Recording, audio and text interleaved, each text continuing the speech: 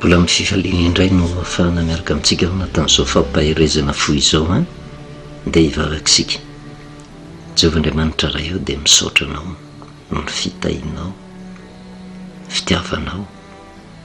ka nitehirizanao anay haharitra nahazo tombon'androm-pahavelomana ka tratra nyty taona vaovao 2024 ity. Tsapanay ny fiarovanao ary nankatahany aminao dia mifanano masina nokatra no masom-panany tsiraray avy mba hitan'ny fahasoavana ny tantananao ny sambatan'olona ny fiangonana ary indrindra ny firenena. Dia mpahirezondray ny olonao tompo mba hanaiky ho amboarinao ka hanana fitondratena vanina. Misaotra indrindra ray amin'ny anaranao Jesosy, amen. Faly miarabantsika amin'ny anaran'i Jesosy manonona ny fahasoavana sy ny fiadanan'ny tompo ho amintsika mandrakariva. Miarabantsika ihany koa tratra nyty taona vaovao 2024 ity, fotoana lavalava no tsy niarahantsika teto ary raha mahatsikaritra tsika dia ohatran'ny ninangina satria raha ny tena marina tokony ny vonanomboka ny taona dia nitondra fampahirezana ho antsika ny tenako, kanefa ninena ny nangina mba fahantsika misaintsaina ny zavatra nataon'Andriamanitra tamintsika tamin'ny sambatan'olona teo anivon'ny firenena, satria tsy fotoana fohaingeny ny arahantsika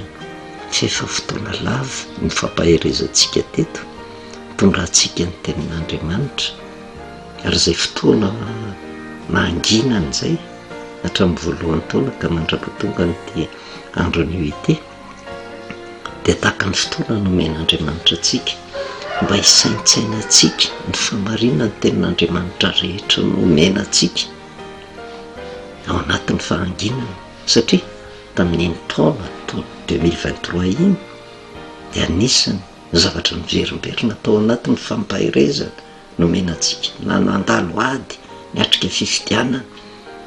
nandalo loza maro isan-karazany dia miverina mandrakariva ny teny toky nomeny Jehovah antsika hoe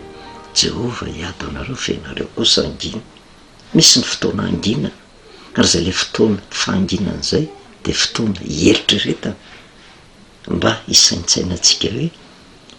manahoana ny nandraisantsika ny tenin'Andriamanitra teto. Marina avy ny nambaran'Andriamanitra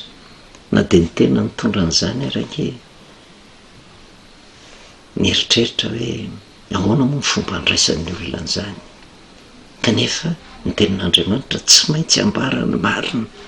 na ino ny olona na tsy ino, ka na anaiky ny olona na tsy anaiky dia ny fotoana no mitsara ny fahatanterahany famarina ny tenin'Andriamanitra. Na hirvaika ny teny fampahirezana teto nampisaintsaina ny sambatan'olona mba hitodian'ny olona anaiky ny sitrapon'Andriamanitra. Ary Andriamanitra nefa dia fitiavana izy, ary Andriamanitra manaja ny safidin'ny olona, kanefa manitsy ny olona eo anatrehany izany rehetrarehetra izany. Dia anjarantsika nandinika tao anatin'izay vanim-potoana izay hoe nanahoana ny nandraisantsika ny tenin'Andriamanitra. Marina ve ny tenin'Andriamanitra, tanteraka ve ny tenin'Andriamanitra, kanefa io Andriamanitra io tsy mahandainga ary na inona na inona fandraisan'ny olona ny teny fampahirezana dia izay sitrapon'Andriamanitra tsy maintsy tanteraka mandrakariva ary tsy azo hidovirana izany rehetrarehetra izany na inona na inona ery ananan'ny olona. Ary izay nisorantsika n'Andriamanitra hoe afaka mifampiarahaba tratry ny taona ary mirary antsika rehetrarehetra mba hitolefika eo anoloan'ny sitrapon'Andriamanitra izay andraisantsika ny fahasoavana lehibe, nitaridalana antsika manoloana ny ady izay atrehantsika ka raisina takan'ny zaza kolokoloana sy tena tiana isika eo anatrehan'Andriamanitra. Izay nge no mahatonga an'i Jehovah hiteny Jehovah hiady anareo fianareo kosa angina, araka ny nambarantsika hoe io teny nomeny Jehovah io dia teny nanomanana ny zanak'Israely tamin'izany vanim-potoana izany milohany ny hidirana amin'ny ranomasina mena zay niresantsika hoe fidirana amin'ny fiainam-baovao, fidirana ho amin'ny fahaterahana indray. Ary tsy mora nefa zany rehetrarehetra zany, tsy hoe rehefa teraka vo nomena zany teny zany, fa miloha ny fahaterahana, satria ny fahaterahanao amin'Andriamanitra hafa kely, misy fiomanana mba hiatrika fiainam-baovao indray. De io ny toe-panahy sy ny toe-tsaina hoentina amin'izay fahaterahana izay na fidirana amin'ny fiainam-baovao izay. De io no tsorovantsika sy isaorantsika an'Andriamanitra amin'izao vanim-potoana izao, satria io Andriamanitra zay tiantsika io de mamolavolantsika mba hanana fiainam-baovao hivoatra mandrakariva, fa tsy midika zany hoe mora ny zavatra andalovana, tsy maintsy sarotra ny zavatra andalovana, fa rehefa miankina amin'Andriamanitra isika de tahaka an'izay fanataony hatramin'izay ny taona ray manontolo iny nanomanana Andriamanitra ny fo mampanahy antsika mba hisaintsainantsika ny amin'ny famarinany teniny hoe tena teny avy amin'Andriamanitra, tsy misy midelana de kely akory aza, fa tsy maintsy tanteraka mandrakariva raha mahay mijery an'izay itsika fotoana foy. Satria mbola tsy takotra ty volana janoary ty, misy fotoana nahanginana, zay fotoana nahanginana zay mba hoentsika mandiny teny manoloana ny afatr'Andriamanitra rehetra, mba handraisantsika fanapahan-kevitra tahaka ny Egyptianina ihany anke tamin'izany vanim-potoana zany raha mandinika tsara tsika. Inona moa ny zavatra tsy nataon'Andriamanitra nandresena lahatra ny Egyptianina, fa io Andriamanitra io rehefa miteny ange de marina mandrakariva, ary niasa tamin'ny fomba rehetra izy fonony zanak'Israely baby tao amin'ny tany Egypta, nandefa fahagagana folo fa tsy nino mihitsy ny Egyptianina, raha tsy tany amin'ny farany efa loza niatra taminy zay vo navoaka ny zanak'Israely. Manamarina ny teniny mandrakariva Andriamanitra, ka nateo ary ny fizirizirin'ny Egyptianina manoloana ny sitrapon'Andriamanitra, mieritreritra fa ho mpandresy hanany heriny. Marina ny tenin'Andriamanitra tafavoaka ny zanak'Israely, fa rehefa tafavoaka ny zanak'Israely mba tsy le toe-tsain'ny Egyptianina koa no ao anatiny, de nanome toromarika izy, Jehova hiady anareo, nareo kosa angina, de nanlaza ny sitrapony izy. De hitantsika reny tantarandro Davida reny, avelan'Andriamanitra mihitsy ange ny zanak'Israely. Ndrainy Davida miaraka tamin'ny Samoela mpaminany, nametraka ny safidy rehetra hoe tia mifantatra efa mety apetraka ao mpanjaka. Niken'Andriamanitra ange zany, tsy nitoherin'Andriamanitra ange ny safidy'ny olona, fa naseho an'Andriamanitra fotsiny ny sitrapon'ny olona tsy mahasoa azy, kanefa nanamporofo-Andriamanitra taminy ny fidianany ny mpanjaka tiany apetraka zay Davida tsy nieritreretiny, de niporofona no milohan'ny nitondrany Davida andraisan'ny fahefany, le toetrany Davida nandresy ny Goliata, le toetrany Davida nandresy ny fahavalon'ny Saoly, mba ho hitan'ny reto olona nametraka safidy reto hoe le olona safidinareo, satria Jehova ny teny hoe tsy makasitrahako reo, fitiny ho voaositra, kanefa porofoko aminareo ihany, ty olom-bo ositra ty le Davida kely, fa zao ny toetrany, zao ny toe-panahiny, zao ny herina ananany, satria vao misitrapon'Andriamanitra mba handresy lahatra ny reto olona reto, de mipetraka Davida, fa tsy hoe fandavana kitsirano ny sitrapon'le olona, fa raha tsy tian'ny zanak'Israely Andriamanitra, nahavelan'ny Jehova mihitsy zay tian'ny olona ny tafapetraka teo, de mitondra faisana ny olona. Fa Jehova nefa rehefa mametraka olona, na de faralahy Davida, mahafantatra ny eo avy izy, mahasoa ny zanak'Israely ny fipetrahan'ny Davida eo, de miporofon'Andriamanitra zany, ary ny tanterahany kio zany teo nevo ny firenetsika, tanterahany zany, ary zany rehetrarehetra zany ny antony nahanginana mba hisaintsainantsika. Marina ve le tenin'Andriamanitra sy ny fampaherezana nomena atsika, fa misy antony zay rehetrarehetra zay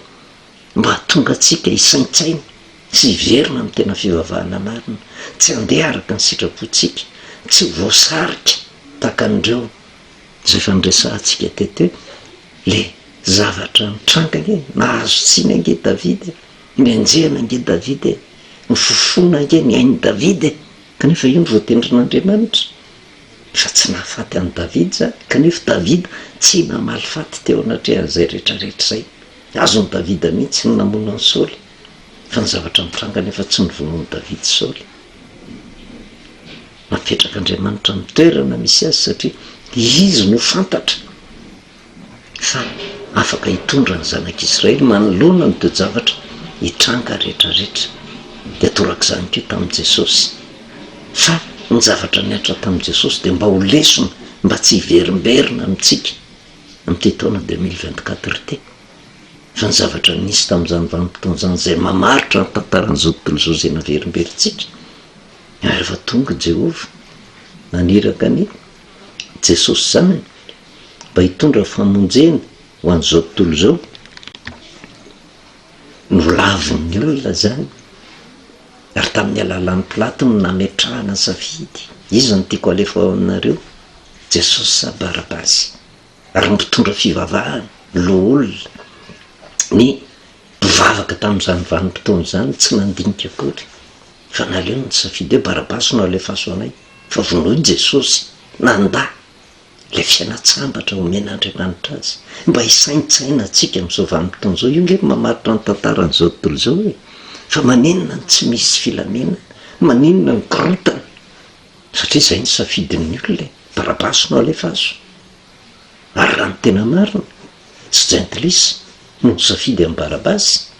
fa ny mpivavaka ny safidy amin'ny Barabasy, nazavaina tamintsika izany rehetrarehetra zany, de inona ny vokany? De zao tsika misaforitaka zao,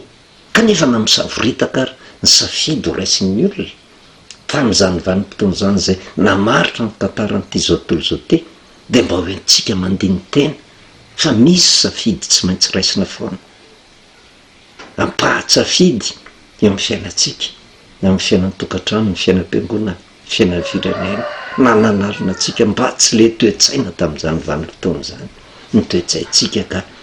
hoe tena angataka amin'ny Barabasy. Fa mba hanaiky ny sitrapon'Andriamanitra hoe rehefa nalefako Jesosy de ekeo mba ho famonjena, fa azontsika raisina amin'ny sehatra ara-panahy zany. Ary marina ny fiainatsika satria tsy tongatonga azo fitiavana ange no hitenenan'Andriamanitra atsika amin'izany e. Nalefa Davida ekeo, ary fotoana lava no nanazavatsika an'izany. Na inona na inona eritreretin'ny olona, Jehova no mametraka mpanjaka, Jehova no manaisotra mpanjaka. Ary anisan'ny teny zay nampahirezana ny ankamaroan'ny olona tamin'ny faraparan'ny taona iny de mpanjaka faharoa fahasivy ambin'ny folo, andiny faharoa amby telopolo ka hatramin'ny fahaefatra amby telopolo. Miditra amin'izao taona 2024 zao itsika, de tanterahan'i Jehova ange mety tsy mino ny olona. Tsy midika zany tsy handalo toe-javatra sarotra tsika, fa na de toriana ary ny tenin'Andriamanitra de mbola misy ihany na tokony olona hitady a Barabasy ihany satria izy tsy mijery ny ho avy, fa mijery ny amin'izao vanim-potoana zao, mijery ny androany fotsiny, fa tsy mijery ny rapitso. Kanefa na de eo ary zay toe-tsainy zay, Andriamanitra manome toky, satria ny zavatra nitanteran'Andriamanitra teo amin'ny fiainantsika, teo anivon'ny firenena ange zavatra mahagaga loatra, ary zay ny tokony ahatonga atsika hilefitra manoloana ny sitrapon'Andriamanitra. Fa na mino koa ny olona na tsy mino, de teny tonga zany no fampahirezana atsika manoloana ny zavatra atrehantsika taona 2024 andiny faharoa amby telopolo ka hatramin'ny fahaefatra amby telopolo hoe ka izao no lazain'i Jehova ny amin'ny mpanjakan'ny Asiria, tsy ho tafiditra amin'ity tanàna ity izy na andefa zana-tsipika ho ato, na hitondra pinga eo anoloany, na nandratra tovotany amelezana ity lalina zay ny aviany ihany no iverenana fa tsy ho tafiditra amin'ity tanàna ity izy o Jehova, fa hiaro ity tanàna ity aho ka hamonjy azy ny amin'ny tenako sy Davida mpanompoko. Teny toko zany men'Andriamanitra zany. Nenenina fisainan'ny olona, Jehova nefa ny teny, fa ny fanakorontanana ny loza mety ateraky ny tsy tia zay lalana, nidirany tsy maintsy voahany, fa tenin'i Jehova hiaro ary matoky isika fa ny masontsika no ahita ny fahamarinana zany rehetrarehetra zany ny amin'ny fivoarana tsikelikely sy ny fahasoavana arotsak'Andriamanitra amin'ny isam-batan'olona matoky azy ho an'ny fiangonana matoky azy ary indrindrandrindra ho an'ny firenena raha matoky an' Jehova hiaro ty tanàny tia ary matoa Jehova miteny an'izay hoe hiaro ty tanàny tia de midikan'izay nge raha olona miadana ianao inona moa miantony hiarovana anao fa misy fahavalo foanao tsy maintsy amely misy fahavalo tsy maintsy hikasa androdana ny fiadanany hisakana atsika tsy ho amin'ny famonjena fa matoa Jehova miteny hiaro ty tanàny tia anazy ny ady tsy atsika ny ady mandalo toe-javatra sarotra de natonga atsika hiankina tanteraka amin'ny Andriamanitra eo raha jerevantsika ny taona 2024 miditra amin'ny taona vaovao tsika de eo le foto-kevin-dehibe mazava itsika nandritra ny tao marika ny fahaterahany indray marika ny fempitana ny ranomasina mena ary ny fitaovana hoentina miady amin'izany Jehova hiady nareo kosa anginy fahaterahany indray ina andika ny fahaterahany indray zany de fidirana amin'ny fiainam-baovao de normal eo amin'ny fiainantsika tonga ny taona vaovao de tsy fantatritsika zay hitranga fa ny azo antoka de miorona miteny fikasana nomen'Andriamanitra fa Jehova hiaro atsika tsy fantatritsika zay zavatra hitranga fa fiainam-baovao no atrehany de mifanindran-dalana ihany ko de tena mandadimy lasa zay de miditra mandaha vaovao 5 taona indray ny firenena fiainam-baovao zany inona ny zavatra hitranga tsy fantatra fa ny azosika atokisana fotsiny de zao mitenin' Jehova hiaro ty tanàny tia ka hamonjy azy zany hoe isy ny zavatsarotra tsy maintsy andalovana mety hisy loza mety hisy fahavalo fa Jehova nefa nyteny hiaro itya fizy tsy miteny hoe tsy isika no hiaro ny tenatsika zany hoe fitomana atsika fotsiny mba hifikitra amin'Andriamanitra ary zany rehetrarehetra zany teny entana miara-banatsika amin'ity taona ity mba hisaintsaina ny amin'ny fahasoavana nataon'Andriamanitra tamitsika marina eo Andriamanitra io re olona tsy mandainga eo Andriamanitra io re olona tsy araka ny safiditsika nefa le sitrapony kanefa raha tsy manaiky milefitra ho amin'ny sitrapony tsika tsy ho tanteraka izay fiarovan'izay kanefa na eo ary zay teny toky omen'Andriamanitra atsika zay ny amin'ny fiarovany tsy ny olona rehetra nkeno anaiky an'izany kanefa raha tsy manaiky ny olona de hitondra korotana ve tsy hitaopoko rehefa Jehova ny teny hoe hiaro de miaro izy miaro ahy izy miaro anao izy zay manaiky ny teniny manaiky ny sitrapony miaro ny ankohonanao izy zay manaiky ny sitrapony miaro ny fiangonanao izy zay manaiky ny sitrapony miaro ny firenena izy zay manaiky ny sitrapony ary zay ny tokony ataontsika amin'izao vanim-potoana zao ny mivavaka amin'Andriamanitra ho an'ity firenena ity mivavaka ho amin'ny mpitondra rehetra mba ho feheziny fanahan'Andriamanitra fa Jehova rehefa miteny hoe hiaro izy de ainy no mifeny mpitondra rehetra miditra antsehatra amin'ny lafiny rehetra izy eo anatrehan'izay rehetrarehetra zay mba hanana ny vahoaka fiadanany amatoko sy mino fa fisainana vaovao no entsika indray miatrika an'ity fiaina-vaovao taona 2024 ity mandaha vaovao eo anivon'ny firenena ary mba hitondra fanavozam-panahy ihany keo mba hisaintsaina atsika koa na de mpitondra fivavahana ny mpivavaka rehetra tsy hanao ny fotom-pisaina ny mpivavaka tamin'ny andron'i Jesosy ny sitrapony alefaso Barabasy fa inona ny tokony atao mitaiza ny olona atahotra an'Andriamanitra mitaiza ny olona olom-pirenena vanina zay ny adidin'ny fivavahany